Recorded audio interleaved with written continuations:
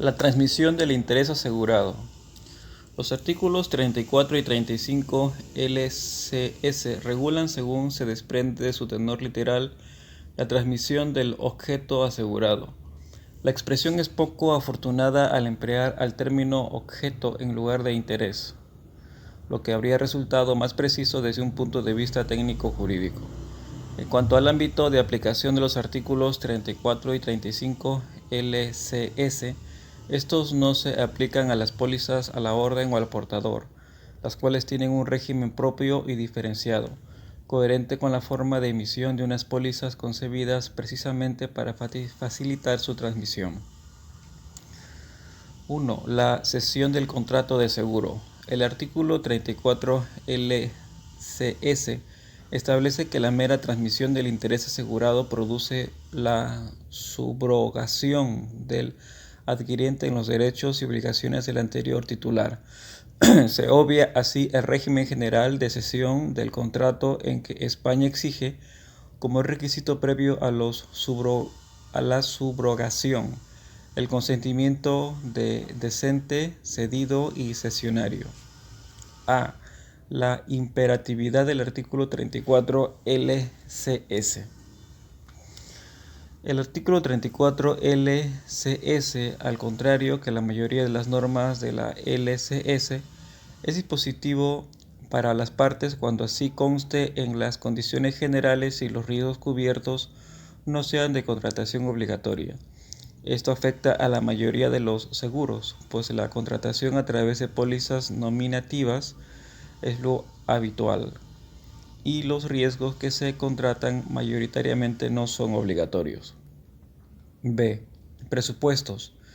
La cesión del seguro, según se desprende del tenor del artículo 34 LCS, implica la concurrencia de dos presupuestos. 1. La existencia de un contrato de seguro estipulado y en vigor en el momento inmediato anterior a la enajenación. Es indiferente la forma en que el contrato se documenta, pólizas, documento de cobertura provisional, etc. Ahora bien, el seguro debe ser válido de acuerdo con los requisitos de su concreta modalidad contractual y debe ser susceptible de generar efectos. 2. La transmisión del interés asegurado. El interés debe ser transmitido en su totalidad. La transmisión del interés asegurado no tiene por qué coincidir con la transmisión de la propiedad, y el tipo de negocio generador de la transmisión es irrelevante, por cuanto el presupuesto de la cesión es precisamente el efecto translativo. La transmisión de la transmisión de cosas genéricas no implica la transmisión del seguro, ni tampoco la transmisión de elementos aislados de un conjunto de cosas, siempre y cuando el interés asegurado sea precisamente el conjunto en sí y no los elementos particulares, por ejemplo, el mobiliario en el seguro multirriesgo hogar.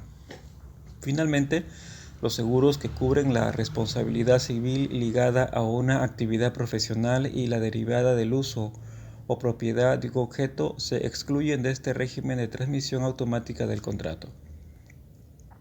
C. Efectos.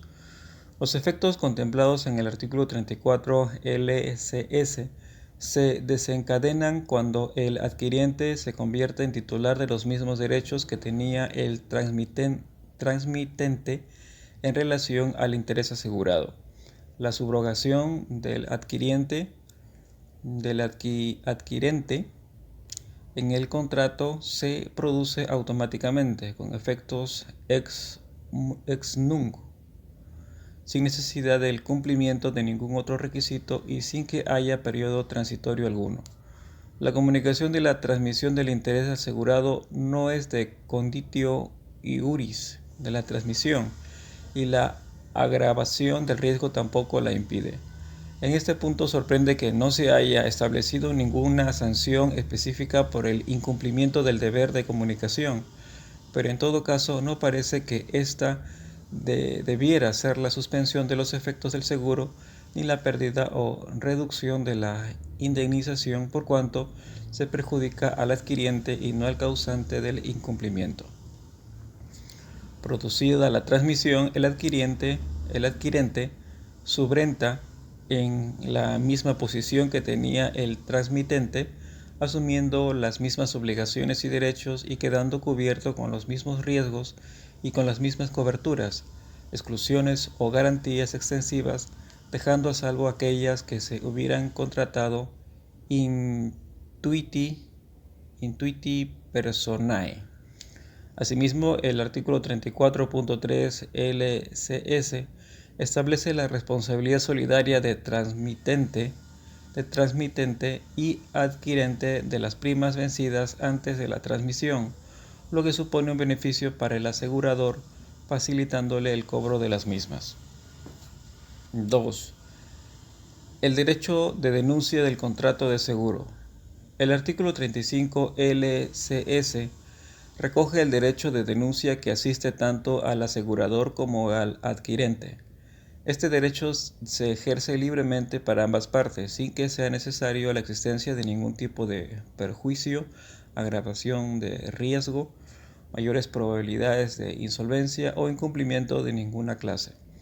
Los plazos para su ejercicio, que son de caducidad, comienzan a correr desde que los interesados, asegurador y adquirente, tuvieron conocimiento de la existencia del seguro y la transmisión del interés respectivamente, aunque la comunicación no provenga del asegurado ni sea necesariamente por escrito. La comunicación de los hechos debe tener un contenido mínimo que permita al adquirente hacerse una idea exacta del contrato y al asegurador conocer los datos del nuevo sujeto que entra en la relación. En tanto no se conozcan estos datos, el plazo no debería correr. No se ha establecido ninguna sanción específica para el incumplimiento por parte del asegurado de la obligación de comunicación, por lo que sería responsable de los daños y perjuicios causados por este incumplimiento. El asegurador puede rescindir el contrato dentro de los 15 días siguientes a aquel que tenga conocimiento de la transmisión del interés. Ejercitado este derecho y notificado por escrito al adquirente, el asegurador queda obligado durante el plazo de un mes a partir de la notificación. En este caso, tendrá que restituir la prima no consumida. Igualmente, el adquirente puede rescindir del contrato de seguro si lo comunica por escrito al asegurador en el plazo de 15 días, contados desde que conoció la existencia del contrato. El asegurador, en este caso, hace suya la prima en curso.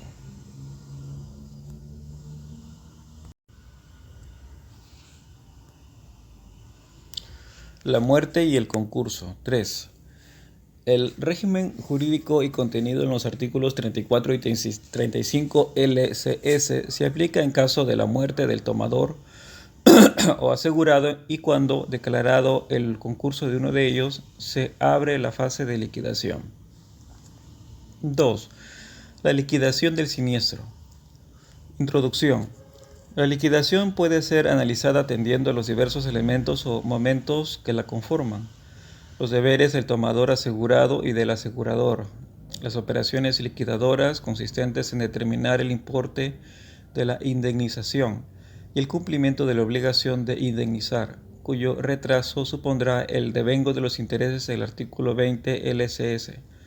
Visto el primero y el tercero en capítulos anteriores, nos centraremos ahora en las operaciones liquidatorias, cuyo eje vertebrador en los seguros de daños es el artículo 38 LCS. 2. La prueba de la preexistencia de los sujetos asegurados.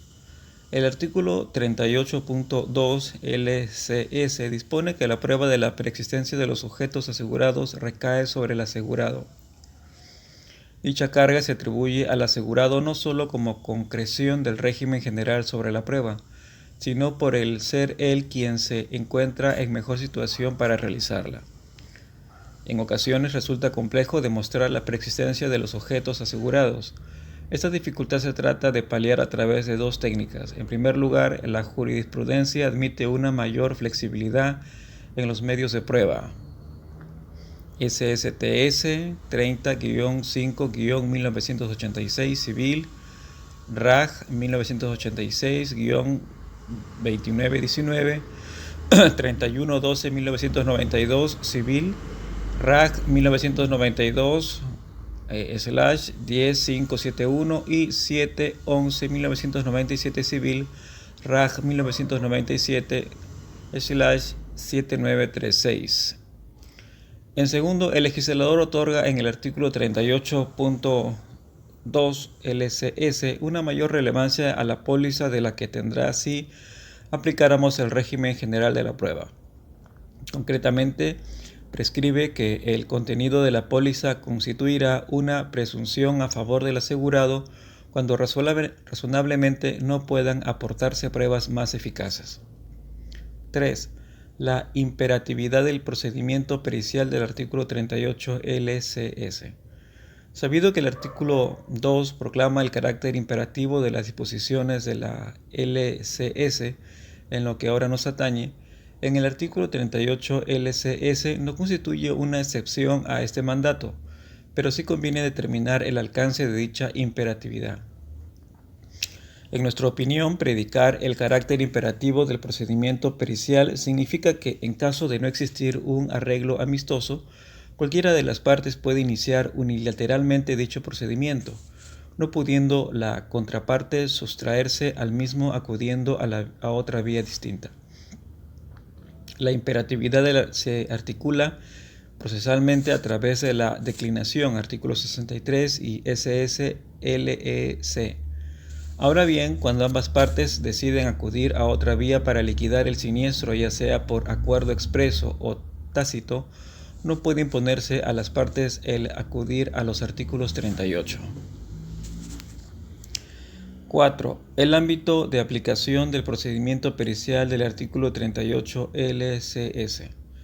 La imperatividad del procedimiento pericial solo es predicable dentro de su ámbito objetivo de aplicación.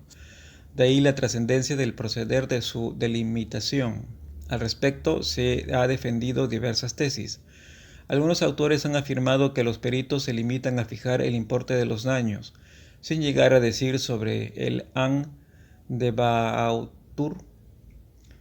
Otro sector doctrinal ha predicado un ámbito objetivo de aplicaciones más amplias al admitir que también inciden sobre el an de Beatur. A nuestro juicio, si partimos de los requisitos necesarios para que surja la obligación de indemnizar del asegurador y del ámbito de aplicación del procedimiento artículo 38.5 LCS, podemos concluir que éste se ocupa de la determinación de quantum, pero al tener que determinar la causa del siniestro, también incide parcialmente sobre la procedencia de la deuda en contra STS 1910-2005 civil RAJ 2005-7215.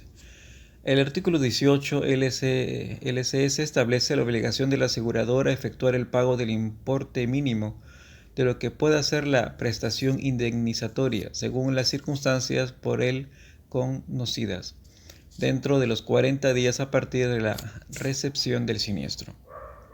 Si ponemos en relación la doctrina de los actos propios con lo dicho sobre el pago mínimo y el ámbito del procedimiento pericial, podemos afirmar que el inicio del procedimiento supone la renuncia del asegurador a las acciones que tuviese para negar, bien la existencia de un contrato válido y eficaz, bien la concurrencia de circunstancias que extinguen del derecho del asegurado. Sin embargo, sí podrá ejercitar tales acciones cuando hubiese realizado una reserva de las mismas o tuviese noticia de nuevas circunstancias. Por otro lado, el inicio del procedimiento pericial no supone la renuncia de las acciones relativas a circunstancias incluidas dentro de su ámbito, salvo que la de la conducta del asegurador pueda deducirse claramente otra cosa. 5. El dictamen pericial. El legislador establece el contenido del dictamen pericial, condicionado así la actuación de los peritos. Estos tendrán que acreditar las bases sobre las que se asienta el resultado obtenido. Los peritos, tras determinar la causa del siniestro, procederán a conectar el hecho productor del mismo con los daños que haya causado y determinarán si el hecho en cuestión queda o no cubierto por el seguro. Después, tasarán el valor final para resaltar el valor residual y obtener de este modo la valorización de los daños asegurados. Finalmente, pondrán en relación la suma asegurada con el valor del interés para determinar la existencia de infraseguro, seguro pleno o sobreseguro, y también aplicarán aquellas otras estipulaciones que las partes hayan pactado y en qué condiciones de indemnización, franquicias, descubrimientos obligatorios, etc. El seguimiento de este íter determinará el importe de la indemnización. En la elaboración del dictamen impera la discrecionalidad técnica de los peritos. Estos han de proceder dentro de la lex artis que les es exigible y cuando así lo hagan son libres para actuar según estimen conveniente. 6. Sujetos intervinientes en el procedimiento pericial. El procedimiento pericial supone la irrupción de un sujeto o perito distinto de las partes del contrato sobre el que giran las prescripciones del artículo 38 LCS. Ello no resta importancia a la actuación de las partes, al contrario, éstas desempeñan un papel de gran valor. Son las encargadas de comenzar el procedimiento nombrado a los peritos, en caso de falta de acuerdo entre los dos peritos de parte para emitir el dictamen. Son las que nombran al tercer perito, y también serán ellas las que deberán aceptar el dictamen pericial o impugnarlo. Además, las partes ejercen una enorme influencia sobre el propio procedimiento, a través del margen que el artículo 38 LCS deja a la autonomía de la voluntad. La figura del perito carece de regulación en la LCS, lo que nos obliga a acudir a la normativa de la ordenación de los seguros privados, concretamente a la disposición adicional tercera LOSSP de 1995. En virtud de la norma citada, son peritos de seguros quienes dictaminan sobre las causas del siniestro, la valoración de los daños y las demás circunstancias que influyen en la determinación de la indemnización derivada de un contrato de seguro y formulan la propuesta del importe líquido de la indemnización. Los peritos deberán estar en posesión de titulación en la materia a la que pertenezca y el punto sobre el que han de dar su dictamen, si se trata de profesiones reguladas, y tener conocimiento suficiente de la técnica, de la pericia aseguradora y de la legislación sobre contrato de seguro. La dinámica del procedimiento pericial. El procedimiento pericial es, ante todo, un procedimiento que exige la actividad de las partes. Al menos de una de ellas será la que ponga en marcha el procedimiento y sus posibles variantes depende de la actitud adoptada por las partes. La dinámica de actuación descrita en el artículo 38, párrafo cuarto al séptimo LCS es prácticamente la siguiente. Ante la falta de acuerdo entre las partes en el plazo de 40 días desde la recepción de la declaración del siniestro, cada parte queda facultada para designar un perito y requerir a la otra parte para que proceda de igual sentido. De no realizarse la designación por una de las partes, el legislador, a modo de sanción, deja la elaboración del dictamen en manos del perito nombrado por la contraparte. Si, por el contrario, se realiza la designación por ambas partes, los dos peritos nombrados intentarán llegar a un acuerdo. De alcanzarse el acuerdo, el procedimiento finaliza con la emisión del dictamen pericial fruto del entendimiento. Si, por el contrario, con la emisión del dictamen pericial fruto del entendimiento, si por el contrario, el acuerdo deviene imposible, las partes quedan facultadas para designar un tercer perito que solvente las discrepancias existentes entre los peritos de parte. En detalle, y a la falta de acuerdo entre partes, el inicio del procedimiento pericial puede situarse en el momento en que el asegurado o el asegurador designen un perito. Se produce la aceptación por escrito del mencionado perito y se requiere a la contraparte para que designe a su perito. Cuando la parte que haya sido requerida debidamente no designe perito, bien porque renuncia expresamente a ello, bien porque transcurre el plazo de 8 días fijado por el legislador, el único perito nombrado procederá a emitir dictamen. Consiguientemente, el dictamen de perito único exige la concurrencia de dos requisitos. 1.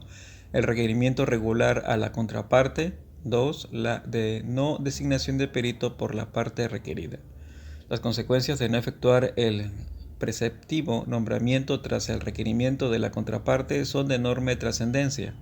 Cuando una parte no designa perito, se entenderá que acepta el dictamen que emita el perito de la otra parte, quedando vinculado por el mismo.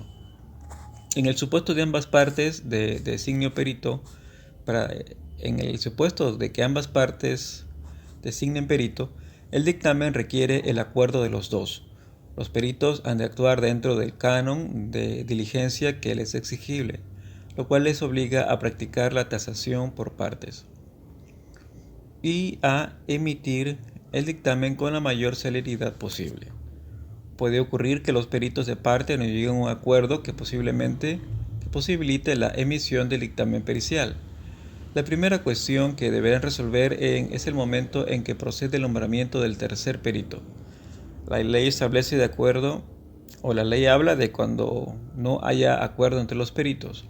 Por lo tanto, cuando las partes le conste la discrepancia y la inexistencia de acuerdo entre ambos, podrán designar al tercero. Son las partes las que deben intentar en un primer momento llegar a un entendimiento sobre la persona indicada para desempeñar la peritación. Cuando no se produzca un acuerdo sobre el tercer perito, se acudirá al juez de primera instancia del lugar en que se hallaren los bienes para que proceda a su designación en acto de jurisdicción voluntaria. El legislador solo efectúa una mención sobre el modo de actuar en los tres peritos. El dictamen se formará por unanimidad o mayoría. La parquedad de la regulación no implica que la ley permita cualquier modalidad de actuación. El legislador ha optado por la constitución de un colegio pericial en el cual se integra el tercer perito.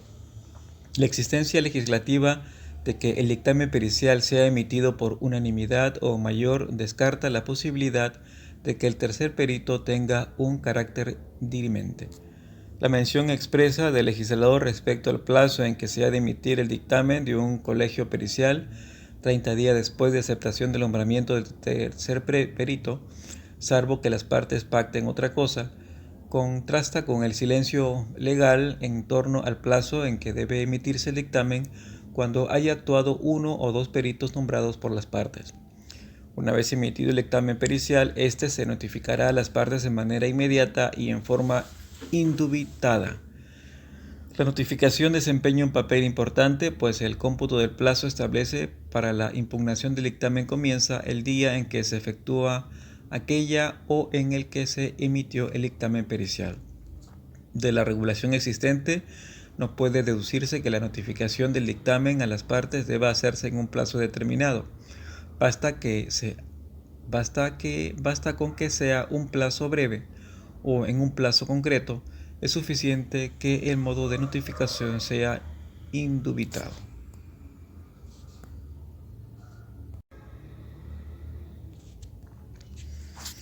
8. El dictamen irregularmente emitido. El acatamiento del procedimiento expuesto y la emisión del dictamen en los elementos exigidos determina la regularidad del dictamen pericial. Por el contrario, su incumplimiento implica que estamos ante un dictamen irregularmente emitido, según la trascendencia del mandato omitido. Se puede distinguir entre inexistencia del dictamen y dictamen anulable. Se califica la inexistencia del dictamen pericial, es decir, no se producen los efectos del artículo 38 LCS, cuando a. no ha habido requerimiento para que la contraparte nombre su perito, b. existe la imposibilidad de emitir dictamen, c. no se requiere evaluar dictamen, d. hay falta de nombramiento del tercer perito en los casos de inexistencia del acuerdo entre los peritos nombrados por las partes, e.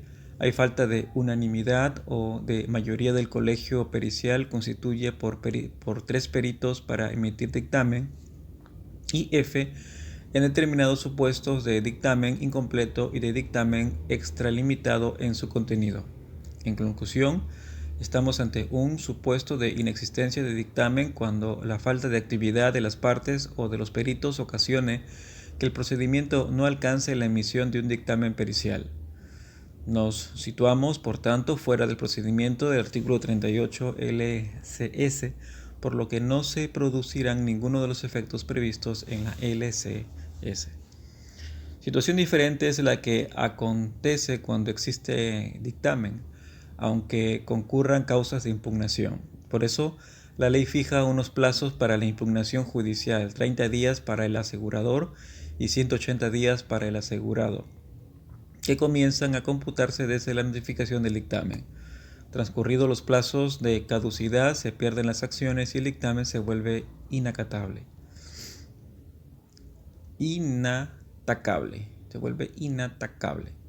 Ahora bien, las causas de impugnación del dictamen constituyen uno de los temas más delicados en el análisis del procedimiento pericial.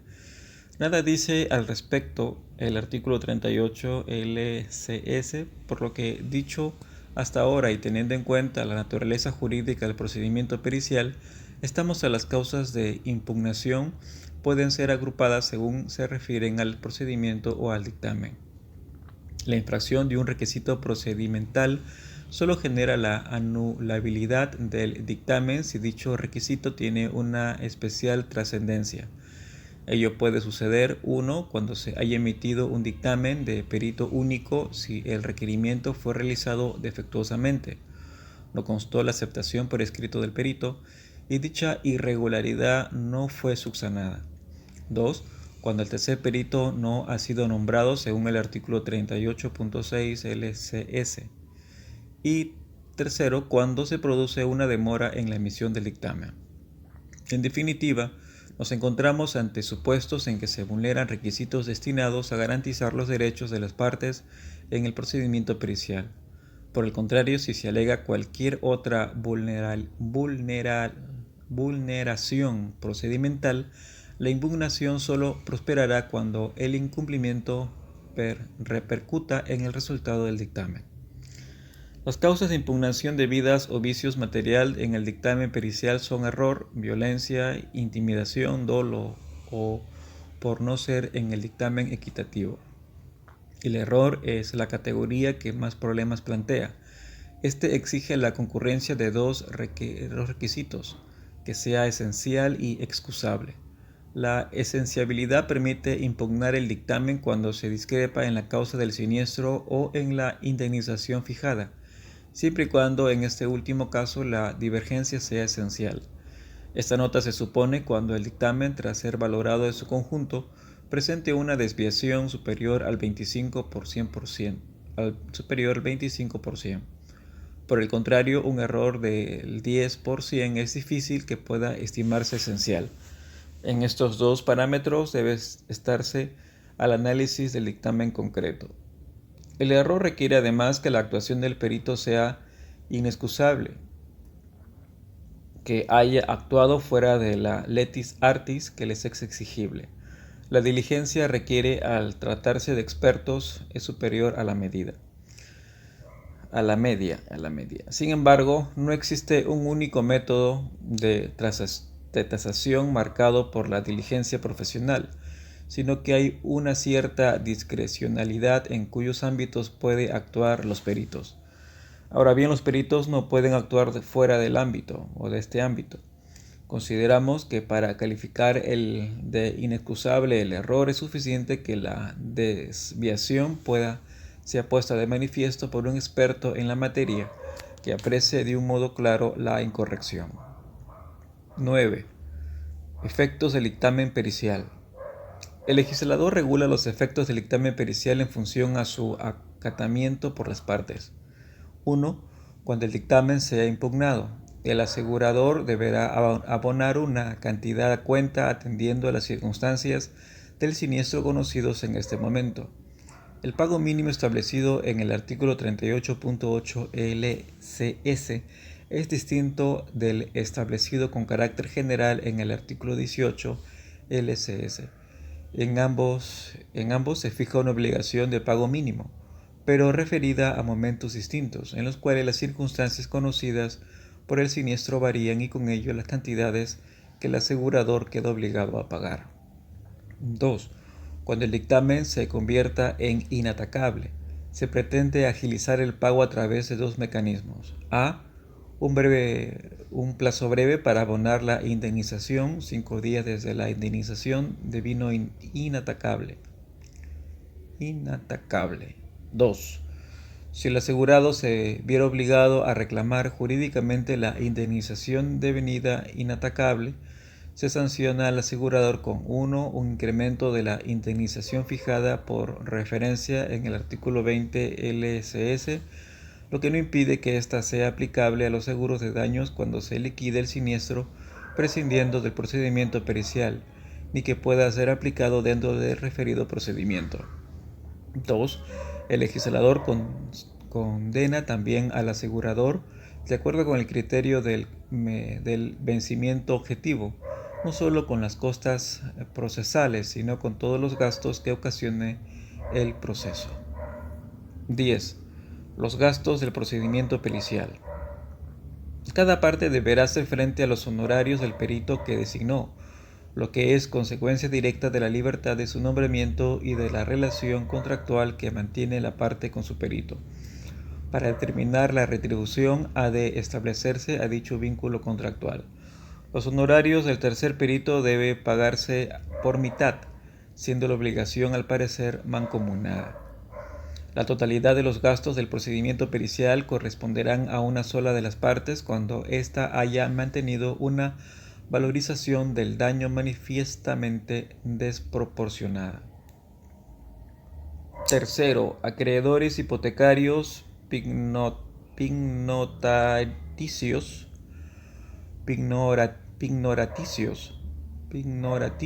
y privilegiados. La realidad cotidiana revela la relativa frecuencia con que los bienes asegurados están gravados con alguna garantía o privilegio. El legislador ha previsto una regulación para que esté supuesto en los artículos 40 a 42 LCS, en los que se refuerza la posición del titular del derecho real o del privilegio, reconociéndole ciertas medidas de control sobre la indemnización y de contención de la existencia del contrato. 1. Ámbito de aplicación de los artículos 40 a 42 LCS. Los acreedores protegidos por los artículos 40 a 42 LCS son el acreedor hipotecario, hipoteca mobiliaria o inmobiliaria, el pignoraticio, con independencia de que exista o no desplazamiento posesorio, y el privilegiado por razón de los bienes asegurados. Quedan excluidos de los acreedores con privilegio general. La normativa en cuestión no se aplica al seguro de crédito sobre el que recaiga la hipoteca, una prenda o un privilegio. El acreedor es el mismo asegurado, ni el seguro de amortización de préstamos, seguro de vida que cubre la muerte del acreedor. Tampoco están destinados a regular aquellos seguros donde el interés asegurado es la misma hipoteca, prenda o privilegio, pues al tratarse de un interés diferente al del propietario, el asegurado sería el mismo acreedor, por lo que percibiría la indemnización directamente de su asegurador. Los preceptos citados se ocupan de regular los supuestos más frecuentes en la práctica, en los que el interés sobre el que recae la garantía o el privilegio es asegurado contra daños por cuenta de su titular, no por el acreedor. Resulta indiferente, no obstante, que el asegurado y por tanto el titular del interés asegurado sea también el deudo de la obligación garantizada. 2. Los requisitos para obtener la protección legal. La norma exige que para que el acreedor pueda gozar de protección dispensada en los artículos 40 a 42 LSS, haya nacido para obligación principal que se haya constituido la garantía y que se haya estipulado un contrato de seguro de daños sobre los bienes gravados en los que el acreedor sea un tercero. Asimismo, el régimen legal contempla el deber del tomador y asegurado de comunicar al asegurador la existencia del gravamen. Esta comunicación, que frecuentemente se articula a través de la inclusión en la póliza de la identificación del gravamen o del privilegio y su titular, no ha de considerarse como requisito necesario para que se produzca la existencia de la garantía sobre la indemnización. Simplemente facilita su ejercicio, aunque también es cierto que el asegurador no se le podrá exigir que comunique al acreedor el impago de las primas. ni le vinculará la inoponibilidad de la extinción del seguro frente al acreedor. Ahora bien, estimamos que en el artículo 40 LSS, al imponer esta comunicación, no altera el alcance de ninguno de los mecanismos de los que se vale el ordenamiento jurídico para producir conocimiento actual o potencial de la existencia del gravamen y hacerse jurídicamente relevante. 3. Los elementos del seguro sobre el bien gravado. El deudor afectado por la garantía o el privilegio solo debe asumir el aseguramiento de los bienes sobre los que recaen tales gravámenes. La exigencia de una obligación distinta constituiría una cláusula abusiva según el LGDCU. Tampoco se puede imponer la contratación de la póliza con una determinada entidad aseguradora. Tal cláusula debería calificarse de abusiva, además de poder ser sancionada este comportamiento por la deslealtad competitiva que conlleva. Los riesgos cubiertos han de ser adecuados por la naturaleza de los bienes sobre los que se constituye la garantía o el privilegio. Tradicionalmente los bienes se aseguran contra incendios, ampliándose en la actualidad la cobertura al estipularse pólizas multirriesgo. Ahora bien, en ningún caso cabe imponer la suscripción de riesgos para que no afecten al interés, pues estaríamos de nuevo ante una cláusula abusiva. La suma asegurada suele fijarse en la práctica en atención a 3 criterios. 1. Seguro por la cuantía de crédito o de aquella parte del mismo pendiente de amortizar. Al fijar suma asegurada con independencia del valor del interés, se asegure el bien o no el crédito, es probable que se incurra en un infraseguro cuando el crédito sea inferior al valor del bien, o incluso sobre un sobreseguro, por ejemplo, préstamos concedidos por 120% de la compra de un inmueble, además de los peligros que supone para el acreedor en los supuestos de infraseguro el asegurado sufriendo un daño que no habrá cubierto en su totalidad por el asegurador. 2. Seguro por la cuantía del bien asegurado. Proceder de esta forma ofrece resultados satisfactorios, aunque los bienes inmuebles ha de tener la cautela de excluir el valor del sueldo, por no ser asegurable.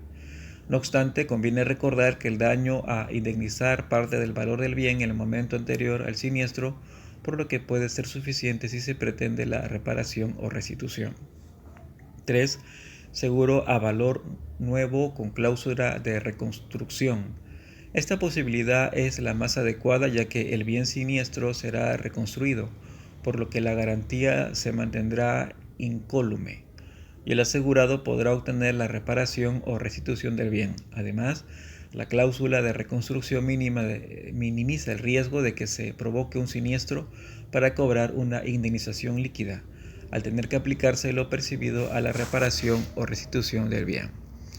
Un problema práctico usual aparece en la inclusión en el préstamo hipotecario de la subrogación del acreedor en el cobro de indemnización. Como han defendido algunos autores, esta subrogación debe ser calificada en nuestro derecho como cesión de créditos, por lo que debe estasarse en su régimen general. Por lo tanto, la autonomía del derecho del beneficiario en los seguros está reservado a los seguros de personas para caso de muerte, no pudiendo trasladarse estos planeamientos a los seguros de daños porque lo impide el principio de indemnizatorio. En consecuencia, si el siniestro acontece antes del vencimiento de la obligación garantizada sin que el deudo haya incumplido con su obligación contractual, carece de sentido que el acreedor perciba la indemnización.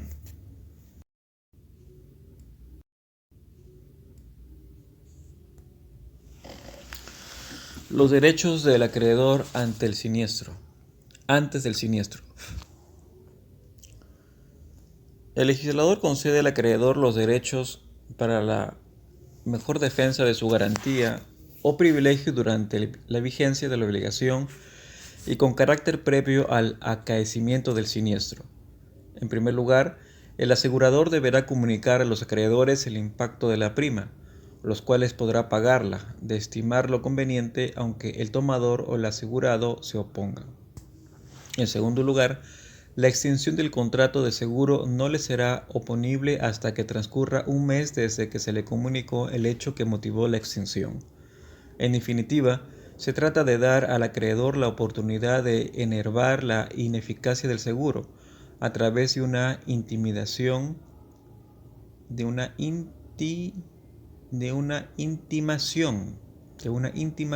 al deudor o directamente. Los derechos del acreedor después del siniestro. 5. La medida más importante de protección de los acreedores recogida en el artículo 40 LSS reside en la subrogación real que se le reconoce y que consiste en que la indemnización sustituye al bien anterior al siniestro.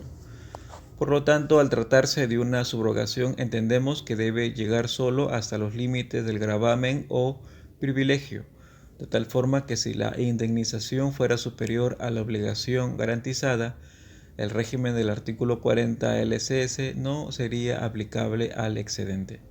Asimismo, el siniestro no concede al acreedor un derecho a la indemnización, sino un derecho sobre la indemnización. La garantía o privilegio existente sobre un bien se extiende ahora sobre la indemnización.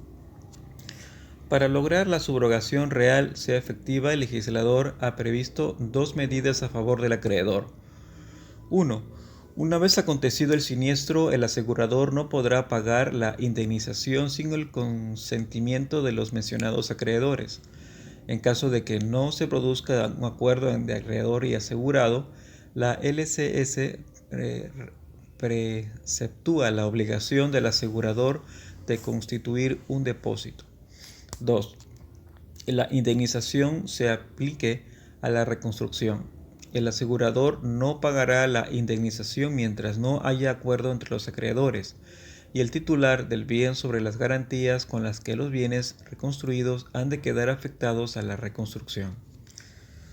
Finalmente dispone el artículo 40 LCS si el asegurador pagase la indemnización transcurrido el plazo de 3 meses desde la notificación del siniestro a los acreedores sin que éstos se hubiesen presentado, quedará liberado de su obligación. Cuarto, subrogación. El asegurador, una vez pagada la indemnización, podrá ejercer los derechos y acciones que por razón del siniestro correspondieran al asegurado frente a las personas responsables del mismo, hasta el límite de la indemnización. El artículo 43 establece así un supuesto de subrogación legal a favor del asegurador. 1. El fundamento de la acción subrogatoria. El fundamento de la acción subrogatoria, según se ha entendido por la generalidad de la doctrina española, ha sido triple. En primer lugar, se evita que el asegurado pueda enriquecerse cobrando del asegurador y del causante del daño.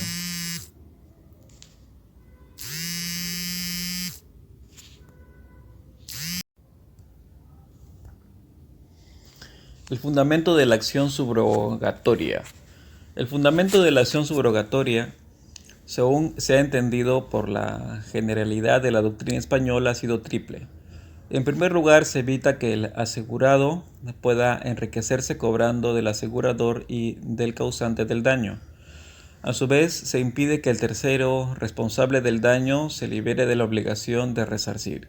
Por último, el asegurador obtiene recursos adicionales que le permitan una mejor explotación del negocio, rebaja de primas por ser menor el coste de siniestro.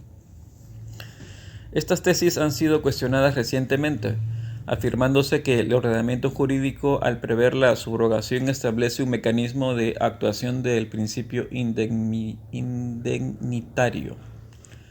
Es cierto, se añade que este principio impide la acumulación de la prestación de la medida que suponga una reparación superior al daño, pero de ello no se deriva necesariamente la atribución al asegurador de la acción que correspondan al asegurado, al igual que esta acumulación conllevaría la completa liberación del asegurador en caso de que el asegurado haya sido indemnizado por el tercero responsable.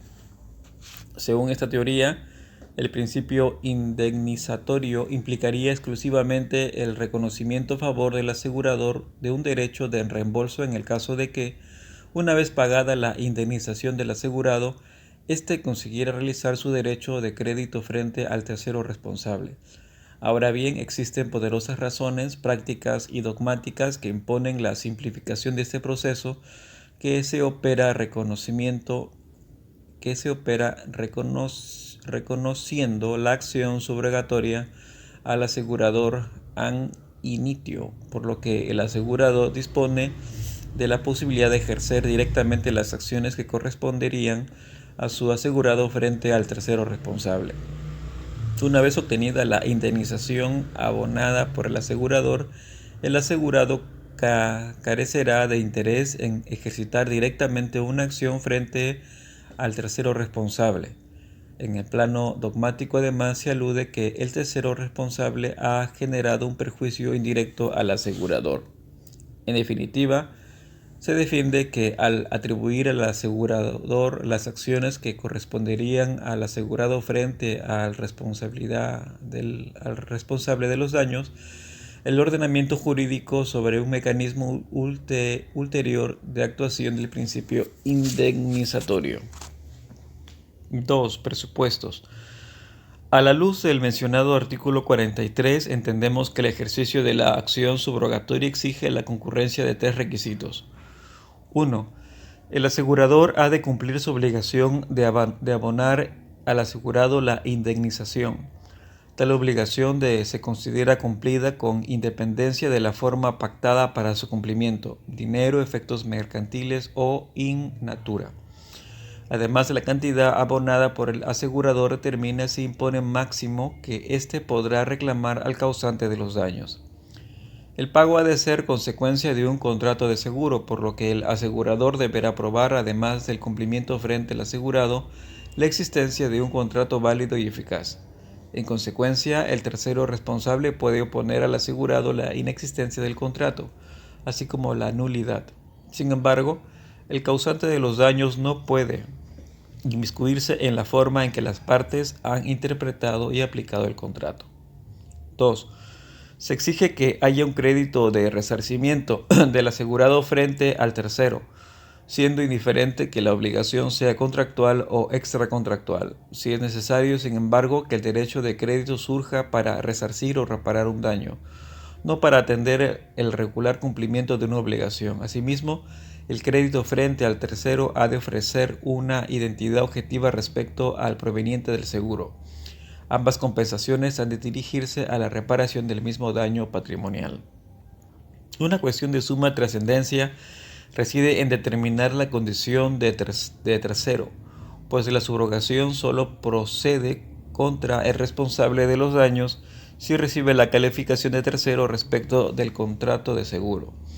Al respecto, conviene aquí advertir que el tomador del seguro sí puede ser calificado de tercero, por lo que si el tomador fue el causante del daño al asegurado, el asegurador podrá ejercer la acción subrogatoria frente a él. 3. El asegurador debe querer que la subrogación se produzca. Esta no se produce automáticamente, sino que al ser un derecho potestativo, requerirá de una declaración de voluntad ad hoc. La citada comunicación deberá ir dirigida al asegurado. No es preciso que se comunique la subrogación al tercero, aunque sí conviene efectuar esta comunicación para destruir la aparición de titular del asegurado. Para destruir la apariencia de titularidad del asegurado, evitando así que el pago efectuado por el tercero del asegurado tenga efectos liberatorios. Asimismo, no es necesario que tal declaración de voluntad sea expresa, ya que puede manifestarse a través de cualquier conducta expresiva de la subrogación. Ahora bien, deberá efectuarse antes de su prescripción. En consecuencia, mientras se produzca la mencionada declaración de voluntad, las acciones contra el tercero corresponden al asegurado. En caso de percibir una doble reparación del daño, surge entonces el derecho de reembolso del asegurado frente al asegurado. Surge entonces el derecho de reembolso del asegurador frente al asegurado por el exceso. 3. Contenido y límites del derecho de subrogación. El derecho de subrogación tiene por efecto los derechos y acciones que correspondan al asegurado por razón del siniestro frente al tercero responsable del mismo. A. Límites reales. La subrogación se extiende únicamente hasta el límite de indemnización. En consecuencia, en aquellos supuestos en que la obligación de indemnizar no alcance a la totalidad del daño, por ejemplo, un infraseguro, el asegurado conserva el derecho de crédito por la parte no cubierta por el asegurador. Así pues, el derecho de crédito continúa siendo el mismo, pero sobre él recae una situación de cotitularidad. Los problemas aparecen cuando un supuesto de subrogación parcial resulta insuficiente el crédito frente al tercero responsable. Efectivamente, el artículo 43.4 establece que en caso de la concurrencia del asegurador y el asegurado frente al tercero responsable, el recobro obtenido se repartirá entre ambos en proporción al respectivo interés. Este tenor literal ha llevado a la doctrina a entender que la insuficiencia del crédito recobrado debe imputarse en cualquier caso tanto al asegurado como al asegurador según la cuota que mantengan en la cotitularidad del derecho. Sin embargo, la mejor doctrina entiende que el artículo 43.4 únicamente resulta aplicable en aquellos supuestos en que el patrimonio del deudor sea insuficiente para satisfacer el crédito nacido del siniestro. Por el contrario, esta regla no debe ser aplicada en los supuestos en los que las eventuales limitaciones de responsabilidad u otras causas provoquen que del siniestro surja un crédito frente al tercero responsable por un importe inferior al de los daños sufridos. En este último caso, la subrogación solo debe producirse en la medida en que la indemnización abonada por el asegurador, sumada a la reparación del daño por el tercero, supere el importe de los daños efectivamente padecidos. B. Límites personales. El mismo precepto enuncia determinados supuestos en que no se produce la subrogación. Se excluyen aquellos casos en los que el causante del daño es una persona de la que el asegurado debe responder, y aquellos otros en los que el responsable es pariente del asegurado y convive con él. No obstante, esas exclusiones no serán oponibles al asegurador cuando el siniestro sea causante dolosamente por dichos sujetos, o cuando el responsable tenga cubierta su responsabilidad por un seguro de responsabilidad civil. En estos últimos supuestos sí surge la acción subrogatoria. 4. El deber del asegurado de no perjudicar la subrogación. El artículo 43.2 establece el deber del asegurado de no perjudicar la subrogación. Si a través de la indemnización el asegurador asume el daño, parece justo que el asegurado deba conservar a favor del asegurador todas las posibilidades de resarcimiento que el ordenamiento le ofrece. Por tanto, el asegurado deberá colaborar con el asegurador para facilitar la realización del crédito. El incumplimiento de este deber desencadena la obligación de indemnizar los daños y perjuicios causados al asegurador. 5. Extinción del derecho de subrogación. El derecho a la subrogación, además de por su ejercicio, se extingue por la prescripción. Esta se encuentra recogida en el artículo 23, por lo que al ser una acción derivada de un contrato de seguro de daños, el término será de 2 años. Asimismo, conviene recordar que la subrogación no altera el régimen de prescripción de las acciones del asegurado contra el tercero. Además, el derecho de subrogación se extingue por su renuncia, que será admisible si se reconoce un derecho de reembolso a favor del asegurador para preservar el principio indemnizatorio.